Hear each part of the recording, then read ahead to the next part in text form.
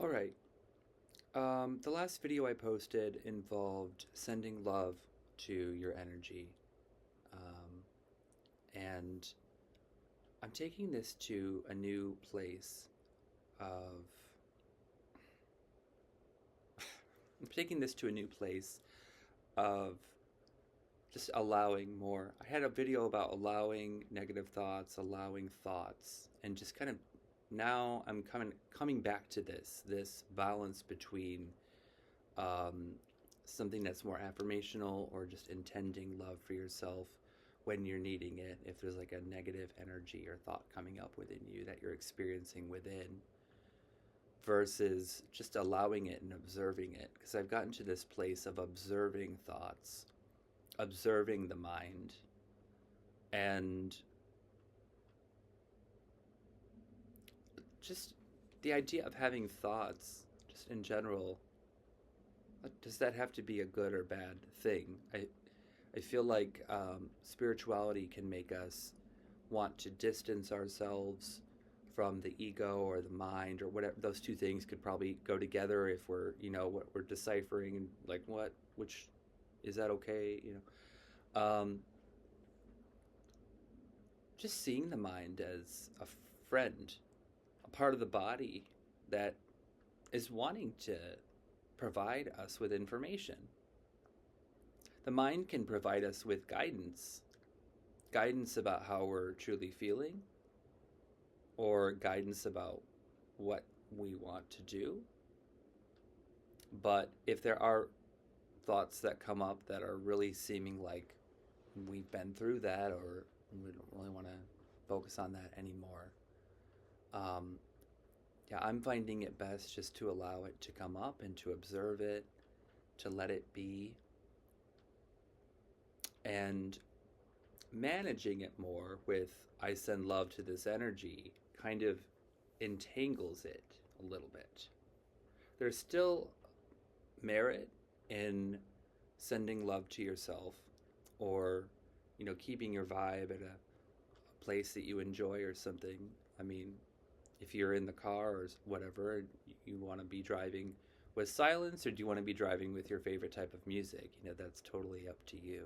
Like, there's a place for the ability to do that sort of thing, but then to also go into a place of allowing this moment and being with yourself.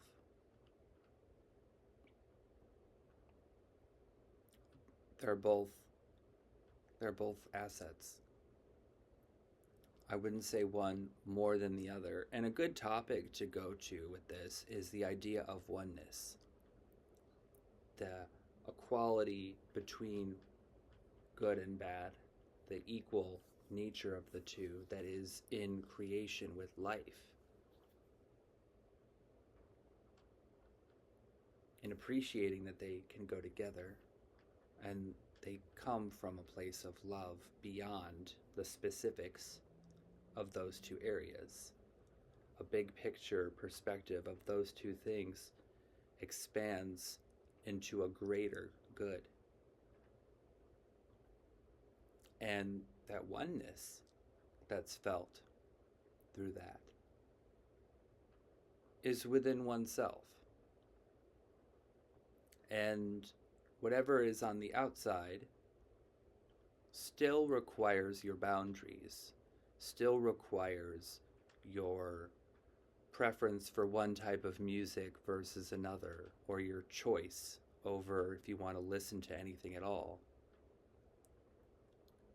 Instead of just saying like, oh, well, it's oneness, so I'm just going to sit here. The balance between these two things is it's really important. And I've noticed that when I am managing too much, when I'm like sending love to the energy, then there's an element of wanting to control the moment. There's an element of wanting to control what's happening in life. And then the mind can respond that way. then the mind starts to behave like that because we've sent in this information that's saying, I'm not okay with this. I want it to be like that. I want to change what's going on. I don't want this. So I'm going to make it happy or whatever. Then the mind starts to reflect that type of interaction. I'm not okay. Like, these are thoughts. Like, I'm not okay with this. I want it to be different. And then here we are, like, our intention or our choice to, well, I'm wanting it to be like this. And so it's kind of like this feedback of the mind behaving that way and us behaving that way, back. So the more that we can allow whatever the mind is saying and just listen to it, then once it's coming up in the body, and like here we are, we're just kind of watching. We're not attaching to it, and we're not managing it and making it perfect, fixing it or anything. We're just kind of sitting back and watching. Then this information in the nervous system can release. Then that it's no longer there. And there can still be a period of time where it's coming up, and it's dependent on different situations because, the more that this process works and we get more into our heart-mind coherence, then we feel more inspired and we're like, well, I want to go out, I want to go to the zoo or to a baseball game, or I want to try new things. Then, we're expanding that part of our life. We're opening something up, and there's more space for more information to be coming out that's in association with those new areas of life. But then, as we can observe that and still be within ourselves, that can also be let go of as well. And so I'm not really saying that one is better than the other, observing and allowing versus, your place of choosing for yourself, of free will. They're equal.